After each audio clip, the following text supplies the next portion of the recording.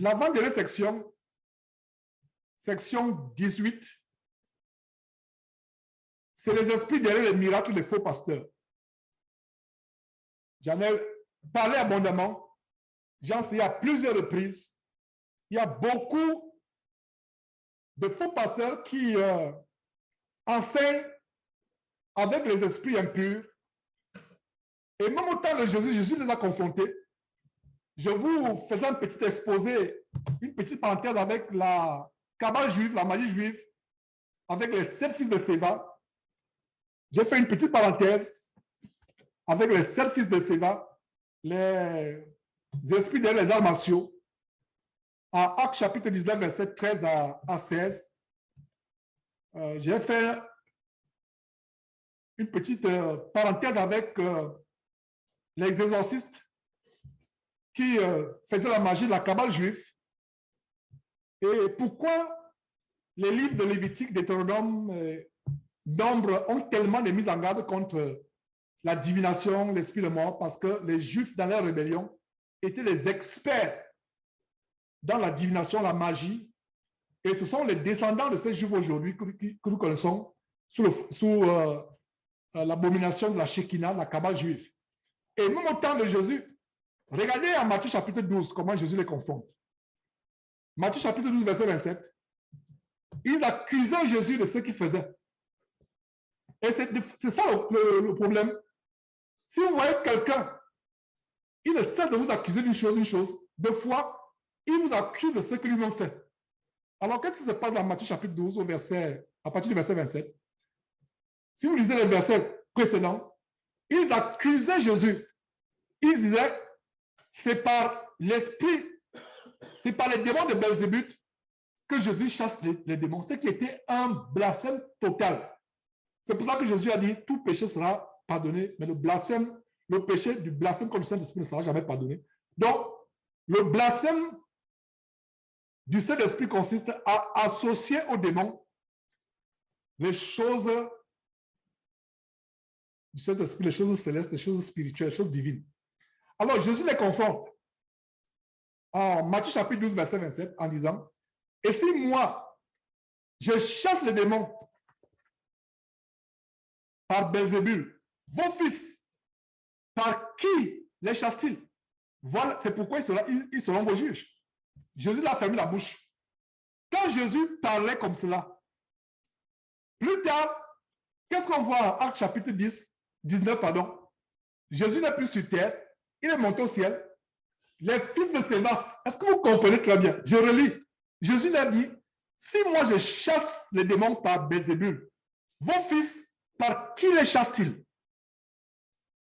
Plus tard, on voit que un homme, soi-disant de Dieu, un sacrificateur, Séva, dans Actes chapitre 19, ses 7 fils chassaient les démons par les esprits de Belzébul.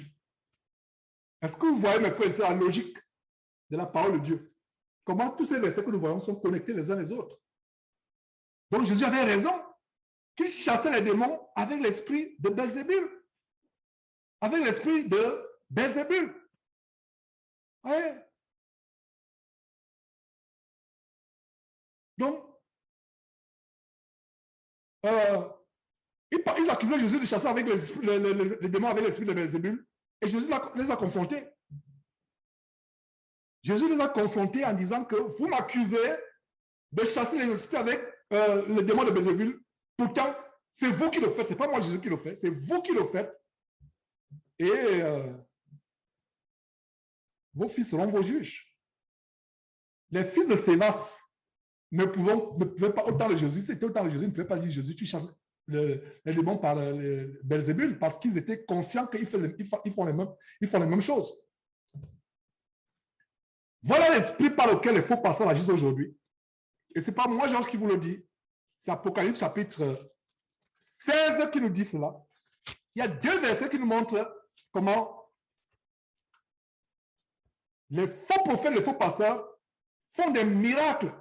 Donc ne soyez plus impressionnés par les Alpha le chaos, par les David au lion qui font tomber le soleil en plein midi, qui font tomber la lune en pleine nuit, qui font pleuvoir subitement et après la pluie, la neige tombe. Ne soyez pas éberlués. Qu'est-ce que nous voyons dans l'Apocalypse? Très grande révélation, Apocalypse, chapitre 16, versets 13 et 14. Et je vis sortir de la bouche du dragon. Le dragon, c'est qui? C'est Satan qui inspire ces miracles mensongers. Et je vis sortir sortir de la bouche du dragon et de la bouche de la bête et de la bouche du faux prophète 3 esprits impurs semblables à des grenouilles. 3 combien? 3 comment? 3 esprits impurs semblables à quoi? À des grenouilles. Verset 14, Apocalypse chapitre 7, verset 14. Ce sont quoi? Voilà la révélation qui tombe. Ce sont des esprits de démons qui font des prodiges. Qui font quoi? Prodiges ou miracles. Et qui vont vers les rois de toute la terre afin de les rassembler pour le combat du grand jour du Dieu Tout-Puissant. Il y a une vidéo que nous postions il y a quelques jours de ce faux pasteur qui confesse devant la plus grande instance politique sud-africaine, le Parlement sud-africain. Il confesse dans son témoignage comment il avait été baptisé par une entité satanique, moitié crocodile, moitié homme. La vidéo a été postée sur Jésus qui était il y a quelques jours. Il y a tellement de témoignages. Si vous êtes assidu à ce ministère de cette chaîne, il y a tellement de vidéos qui vous montrent que ces faux pasteurs enseignent inspirés par les démons. Ils font des prodiges inspirés par les démons. Comme Simon le magicien lui-même, avant d'être converti, en Actes chapitre 8, dans la ville de Samarie, il y avait un personnage important dans la ville de Samarie, il s'appelait Simon le magicien, qui a été converti après, malgré le fait qu'il y avait encore la racine de la cupidité, de la concupiscence, de l'amour du monde, de l'amour de l'argent. Mais il avait été converti, c'était un homme important dans la ville de Samarie. Et il se donnait pour un personnage important. Il exerçait la magie et provoquait l'étonnement du peuple de Samarie. Donc, tous, depuis les plus petits jusqu'aux plus grands, étaient éberlués, émerveillés, épatés par les miracles de Simon le magicien et attribuaient cela à Dieu. Conclusion, ce n'est pas parce que quelqu'un fait des miracles, des prodiges, ce n'est pas parce qu'il reçoit les morts qu'il est de Dieu. Ce n'est pas cela. Nous devons discerner si les miracles viennent de Dieu ou pas. Nous voyons ici que Simon le magicien, qui n'avait rien à faire avec Dieu, d'ailleurs qui a été converti plus tard quand Philippe a été envoyé en Samarie prêcher la parole de Dieu. Il a été touché par l'évangile que Philippe donnait. Il a été converti lui-même. Pourtant, c'était quelqu'un qui faisait des miracles. Et sur la section, justement, les miracles des faux pasteurs et les esprits qui sont derrière, j'ai toujours mentionné, j'ai toujours fait mise en garde contre les miracles publicitaires. C'est-à-dire, quelqu'un dit, un faux pasteur annonce d'avance qu'il y aura des miracles. Fuyez-le. Nous ne pouvons pas anticiper, même Jésus n'anticipait pas les miracles. Voilà quelque chose que j'ai toujours dit, c'est un détail que j'apporte encore aujourd'hui. Les miracles publicitaires, on fait des affiches, des communiqués radio, des publicités à la télévision où il y aura des grands miracles, venez nombreux, il y aura des grands miracles. En fait, ces gens qui se substituent à Dieu, qui se substituent au Saint-Esprit, qu'est-ce qui se passe? Ils ont une assurance diabolique qu'il y aura des miracles.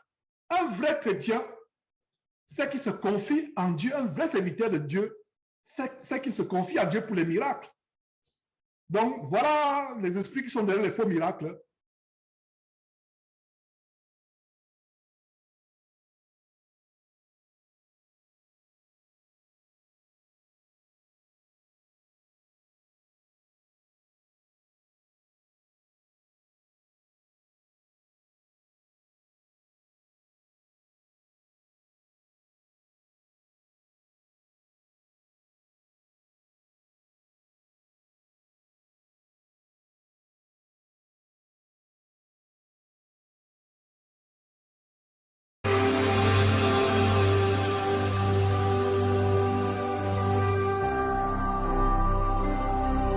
Jésus-Christ TV.